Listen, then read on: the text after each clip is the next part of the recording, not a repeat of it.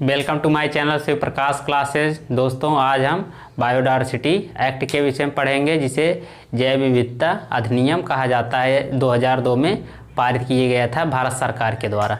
चलो दोस्तों, देखते हैं इसके क्या प्रोविज़न या प्रावधान हैं। जैव विविधता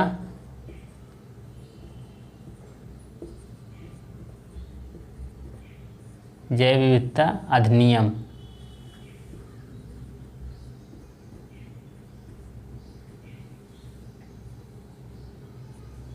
जैव विविधता अधिनियम 2002। चलो दोस्तों, देखते हैं सरकार द्वारा इस अधिनियम को क्यों पारित किया गया था। दोस्तों, सरकार द्वारा इसे इसलिए पारित किया गया था क्योंकि कन्वेंशन ऑन बायोलॉजिकल डाइवर्सिटी पे संयुक्त राष्ट्र का एक कन्वेंशन है, उसे लागू करने के लिए, क्रियान्वयन या इम्प्लीमेंटेशन करने के लिए इस एक्ट को पारित किया गया था। कन्वेंशन ऑन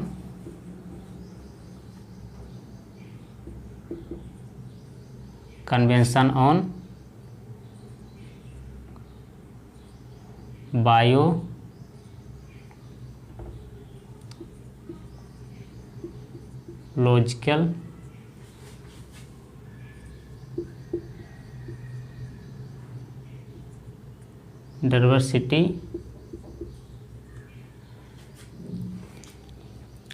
को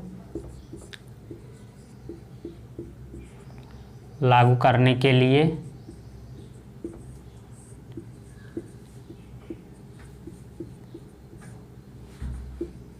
इस एक्ट को पारित किया गया था।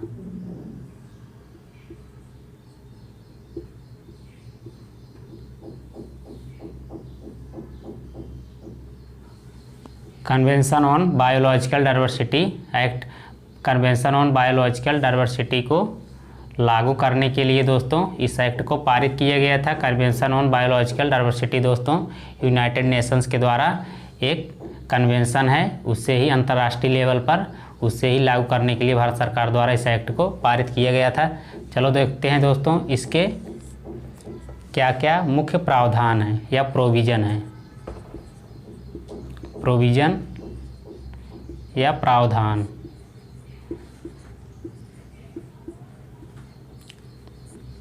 सबसे पहले दोस्तों देखते हैं सरकार द्वारा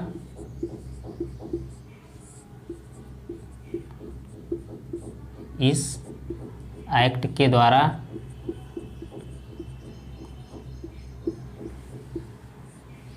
त्रिस्तरीय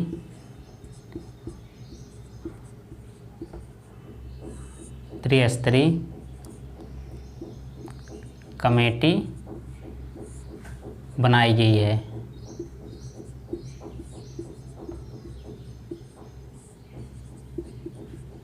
सबसे पहले दोस्तों नेशनल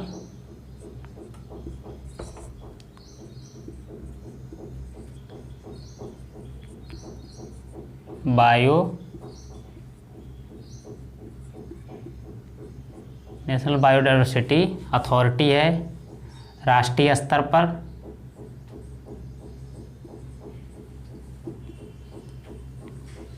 अथॉरिटी है, राष्ट्रीय स्तर पर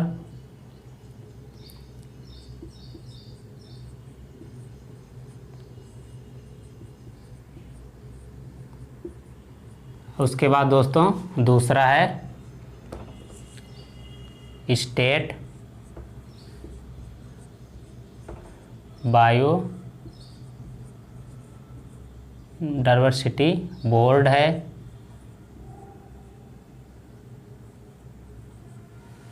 राज्य स्तर पर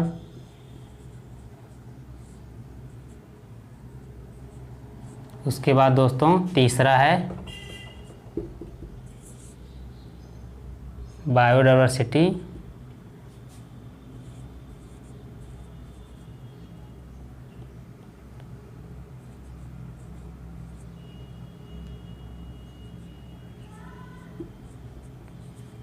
बायोडायवर्सिटी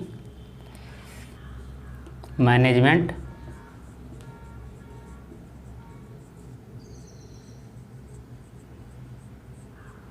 मैनेजमेंट कमेटी है,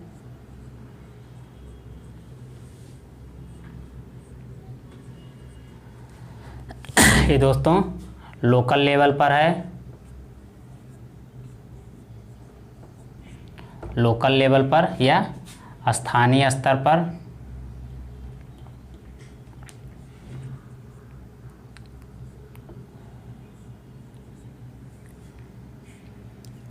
स्थानीय स्तर पर। चलो दोस्तों एक बार जल्दी से रिवीजन कर लेते हैं, उसके बाद इसके आगे देखते हैं। दोस्तों नेशनल बायोडायवर्सिटी एक्ट 2002 जो पारित किया गया था, उसका क्या प्रोविज़न है या प्रावधान है देख लेते हैं। सरकार द्वारा इस एक्ट के द्वारा त्रिस्तरीय कमेटी बनाई गई है। एक राष्ट्रीय स्तर पर जिसे नेशनल बायोडायवर्सिटी अथॉरिटी कहा जाता है, राष्ट्रीय स्तर पर है। पूरे भारत में नियम कानून या रेगुलेट किस तरह से करना है उसके लिए इस अथॉरिटी को बनाया गया है। स्टेट बायोडायवर्सिटी बोर्ड है राज्य स्तर पर दोस्तों, प्रत्येक राज्य के द्वारा इसके द्वारा दोस्तों सुपरविजन किया जाता है, रेगुलेट किया जाता है, इसलिए ये बनाया गया है। तीसरे स्तर पर देखते हैं दोस्तों बायोडायवर्सिटी मैनेजमेंट कमेटी। ये लोकल लेवल पर किस तरह से दोस्तों ग्रामीण क्षेत्रों में या जहाँ पर वन है उनको किस तरह से मैनेजमेंट करना है, किस तरह से सुपरविजन करना है, रेगुलेट या नियंत्रित करना, इन सब के लिए बायोडायवर्सिटी मैनेजमेंट कमेटी का गठन किया गया है। दोस्तों आप लोग इसे नोट डाउन कर लीजिए। चलो दोस्तों और इसके कुछ जो महत्वपूर्ण प्रावधान है देखते हैं। प्रावधान है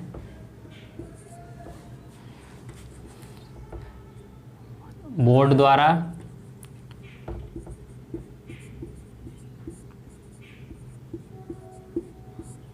किसी जीव या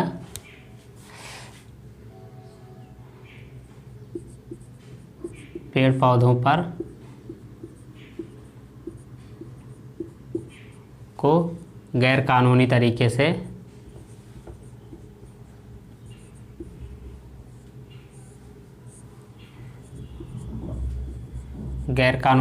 से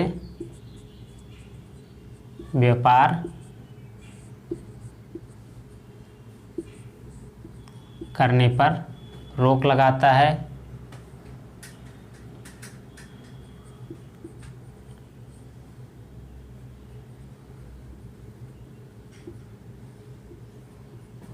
रोक लगाता है।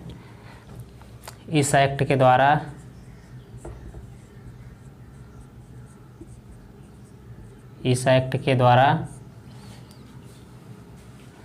निधि का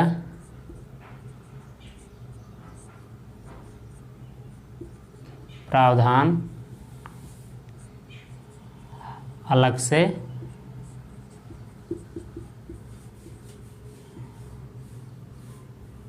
किया गया है, जिससे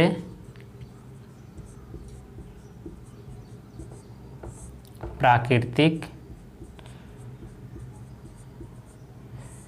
संसाधनों से संबंधित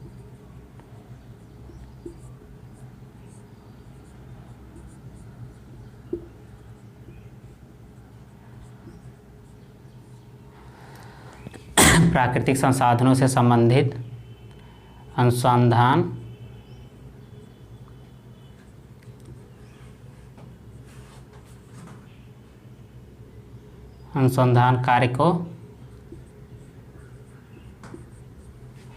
संपन्न किया जा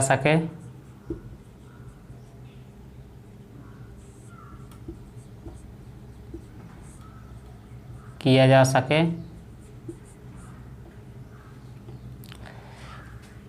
इस एक्ट से संबंधित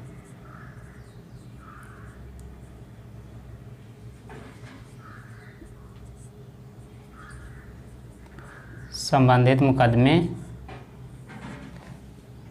नेशनल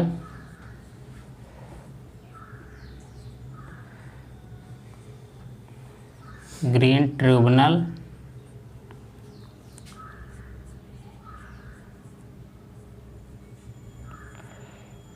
के द्वारा सुनवाई की जाती है।